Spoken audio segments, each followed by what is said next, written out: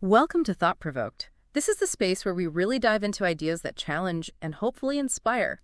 I'm Claire. And I'm Max. It's great to be here exploring concepts that, really shape how we live. So today, we're doing a deep dive into something I think many of us could use, the power of our evenings. Specifically, we're drawing on some pretty ancient wisdom, right? From Marcus Aurelius. Exactly, the Roman emperor and Stoic philosopher.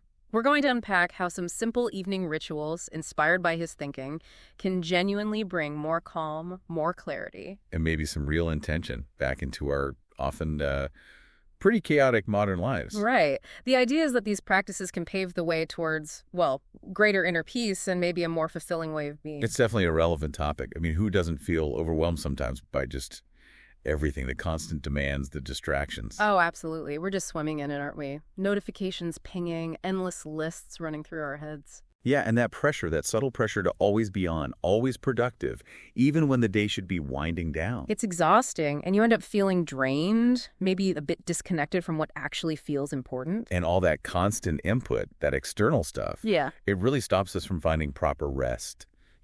Real mental downtime. Our brains just keep whirring. Which is precisely why looking back at someone like Marcus Aurelius is so interesting. I mean, here's a guy running an empire almost 2,000 years ago. Huge pressures, you'd imagine. Immense.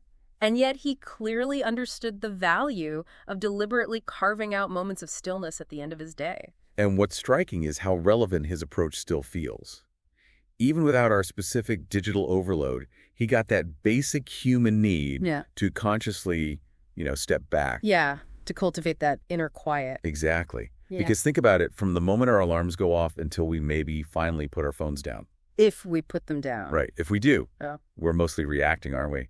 Reacting to emails, news, requests, everything external. And a really key part of Stoicism, especially here, is that focus on consciously turning your attention inward, on finding that calm inside yourself.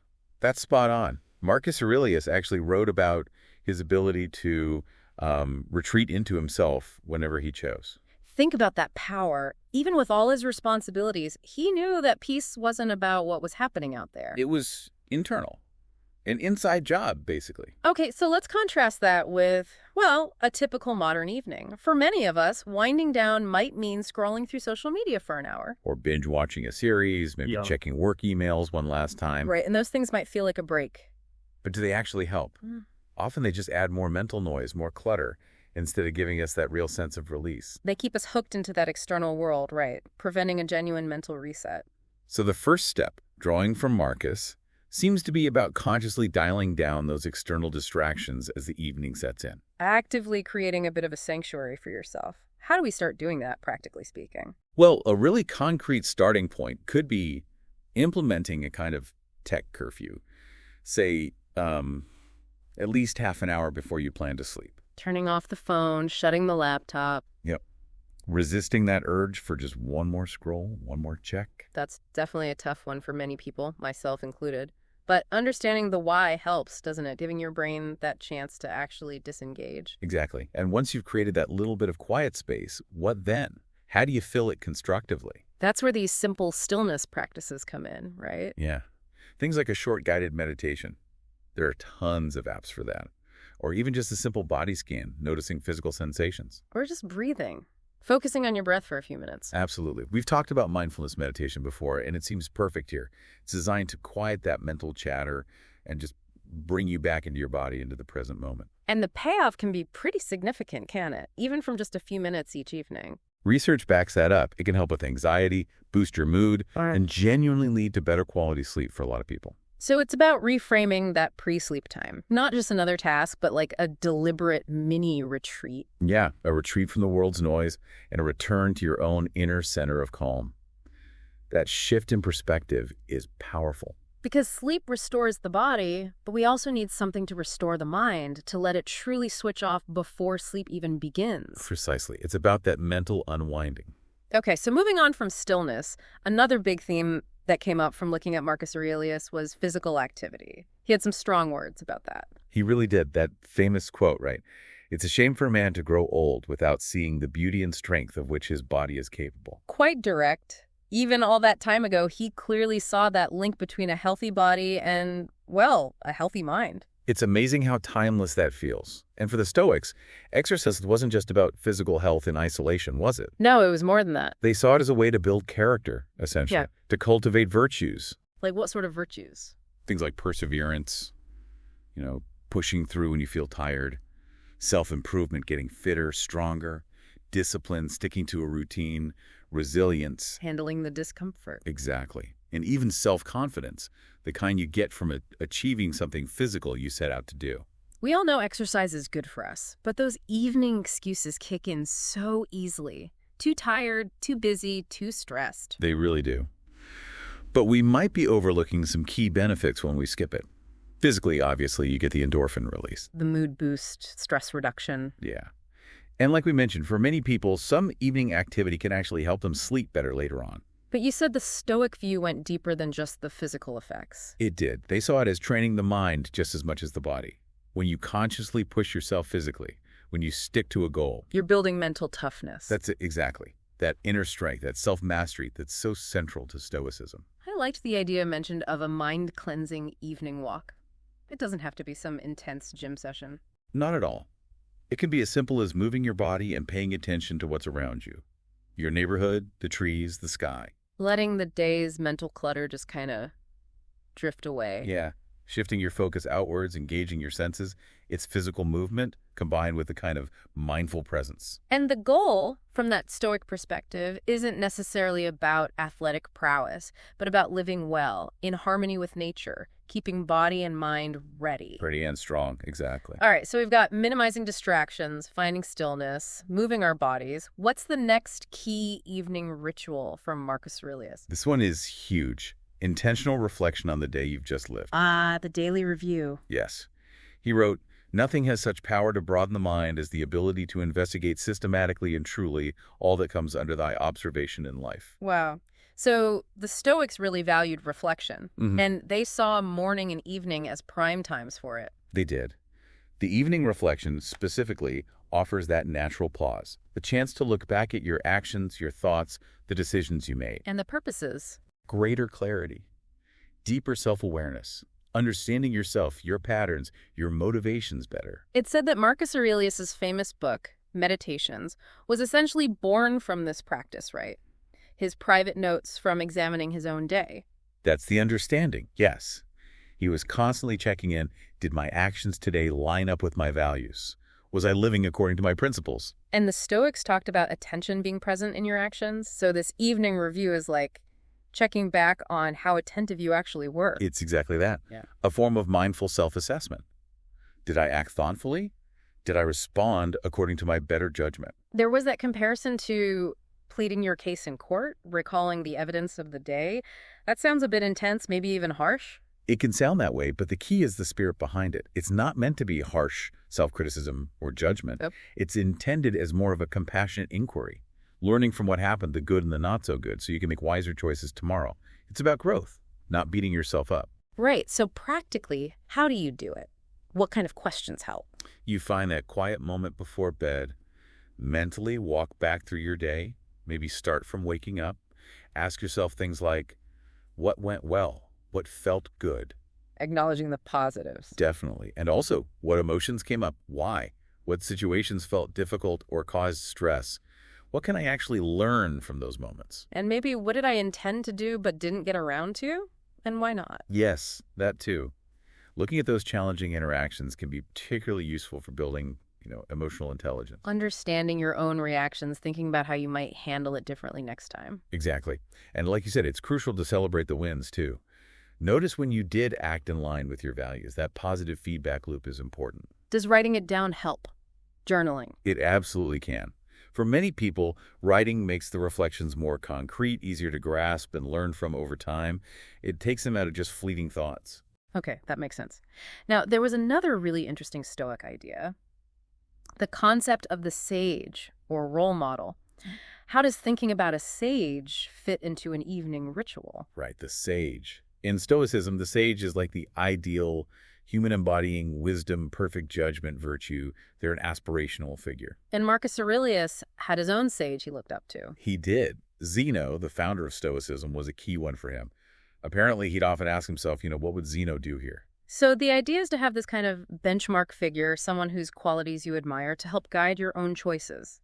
How do we apply that today? You identify your own personal sage. This could be someone real, a historical figure you admire. Or even just an idealized version of the best person you aspire to be. Exactly. The key is having a clear idea of their defining virtues, what makes them admirable to you, and how they might approach different situations. And then in the evening, you reflect on your day with them in mind. Precisely. You ask yourself, did I act today in a way my sage would approve of? Where did I embody those qualities I admire in them? Where did I maybe fall short? And crucially, how can I do better, be more like them tomorrow? Right. It's not about hero worship or blind imitation. It's using their example as a practical tool for your own self-improvement. Like a moral compass. Yeah, a virtuous compass. It gives you a mental framework for trying to live with more wisdom, more integrity. Think about their specific traits, maybe patience or courage or kindness. And reflect on whether you demonstrated those traits during the day. Or look ahead to tomorrow. Are there situations coming up where you could consciously try to embody those qualities? It builds accountability to your own highest ideals. And could help with decisions too, presumably. Absolutely. Facing a tough choice, thinking, how would my sage handle this, can offer real clarity and help you act in line with your values. Okay, this next one sounds potentially really powerful for shifting mindset, taking the view from above. The cosmic perspective, what's that about?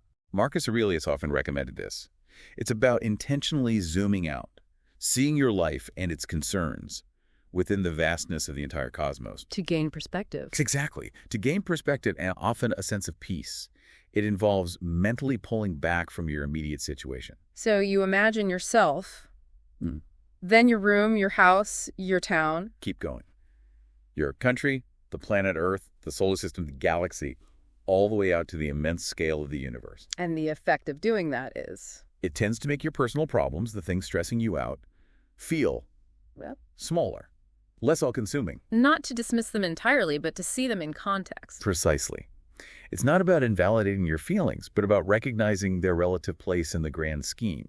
It helps detach a bit from the immediate emotional weight. It reminds you that many of the things we worry intensely about are actually quite temporary. Yes.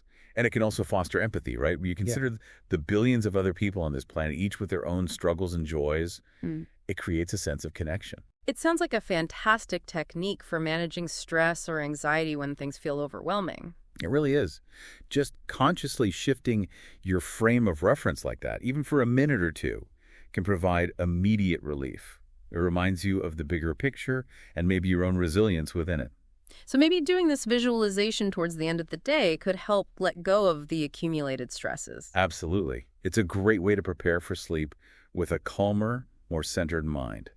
Ground yourself in that broader reality. It's a way to tap into that stoic equanimity, that steadiness, even amidst life's challenges. Exactly. Finding strength in perspective. Now, shifting gears slightly, but still very much connected to living well, spending quality time with loved ones. Marcus had some poignant thoughts on the present moment here. He certainly did. That quote about how the longest lived and the shortest lived lose the same thing, the present. Because that's all we truly have. It really hits home, doesn't it? The sheer preciousness of right now. And honoring that present moment often means dedicating real, focused attention to the people we care about, our family, our closest friends. And we learned that Marcus, despite being emperor, made this a priority. Apparently so. He consciously made time for his children, even simple things like tucking them into bed. He seemed to grasp the importance of those connections, knowing life is fleeting. It's so easy in our busy lives for those connections to become background noise. We might be in the same house, but our minds are elsewhere. On our phones, thinking about work. Yeah. Yeah. So the emphasis here is on quality time. Being emotionally and mentally present. Putting the distractions away, actually listening, actually engaging. Even simple things. Eating dinner together without screens, playing a quick game, just talking properly about the day, they strengthen bonds immensely. Those are the moments that build memories, that create that sense of belonging. And it's quite sobering to hear about common end-of-life regrets. Yeah, that wishing they'd spent more meaningful time with loved ones often comes up. So it's about making intentional choices in the evening. choosing connection over just passively consuming media side by side. Maybe setting up small rituals helps, like no phones at the dinner table or a dedicated family night once a week. And just expressing appreciation seems key too. Hugely important. Taking a moment to genuinely thank someone or tell them you appreciate them, it changes the whole atmosphere. And for parents, it's modeling that presence and care for your kids too, showing them what connection looks like. Absolutely. Instilling those values. Okay, one final evening ritual we looked at, preparing for tomorrow. Marcus had some straightforward advice here too. He did. In your actions, don't procrastinate. Pretty clear. And that applies perfectly to setting yourself up for a better morning the night before. It just makes logical sense, doesn't it? A smoother, more focused morning usually starts with a little prep the evening prior. Totally. Taking those simple, practical steps, lay out your clothes, pack your lunch or work bag. Maybe jot down a quick to-do list for the next day. Yes. Get those main priorities down. It clears your head and means you can hit the ground running, or at least walking briskly in the morning with less stress. It feels like another way to practice that Stoic self-discipline and intentionality, taking control where you can. Exactly. You're proactively shaping your next day, not just passively waiting for it to happen to you. And that evening reflection we talked about feeds into this too. How so? Well, reviewing the day gives you closure, helps you see what needs carrying over, what the priorities are for tomorrow. It all connects. And obviously getting enough sleep is fundamental preparation for any day. So having a relaxing routine helps with that. Absolutely. That consistent wind-down routine signals to your body and mind that it's time to rest. It aligns with those Stoic ideas of order and stability. And maybe setting intentions for tomorrow goes beyond just tasks, like how you want to approach the day emotionally. That's a great point. Not just what you want to do, but how you want to be. Calm, focused, patient. Setting that mental intention can be powerful. Which brings us back beautifully to that Marcus Aurelius quote, "The happiness of your life depends upon the quality of your thoughts." Precisely. These evening rituals are all in different ways about cultivating a higher quality of thought, a more intentional state of being, starting the night before. So wrapping this all up, we've covered quite a few powerful evening rituals inspired by Marcus Aurelius and Stoicism. Yeah, minimizing distractions, seeking stillness, Engaging the body through activity, reflecting on the day just gone, contemplating your role model or sage, taking that expansive view from above, connecting meaningfully with loved ones. and preparing proactively for tomorrow. It really is a comprehensive toolkit. It feels like it touches on so many different aspects of living a calmer, clearer, more intentional life. And doing these things consistently, even just starting with one or two, really could transform not just your evenings, but your days, and ultimately how you experience your life. Okay, so here's a question for you listening right now. Thinking about all these different practices, which one or maybe two resonate most with you? Which feels like something you could realistically start incorporating, maybe even tonight. And just take a moment to consider, what positive change do you imagine that might bring to your evenings or your overall sense of well-being? We really do encourage you to explore Stoicism and Marcus Aurelius further if this has sparked your interest. There are some fantastic books. Meditations itself is a classic. And lots of online resources and communities, too, if you want to dive deeper. Definitely. And please, share your thoughts or experiences with us. If you try out any of these rituals, we'd love to hear how it goes. Find us on social media using the hashtag #ThoughtProvokePodcast. Thank you so much for joining us today for this exploration of Stoic evening rituals. We genuinely hope it offers some valuable ideas for bringing a bit more peace and purpose into your life. We really appreciate you spending this time with us. Wishing you a truly thoughtful and restful rest of your day.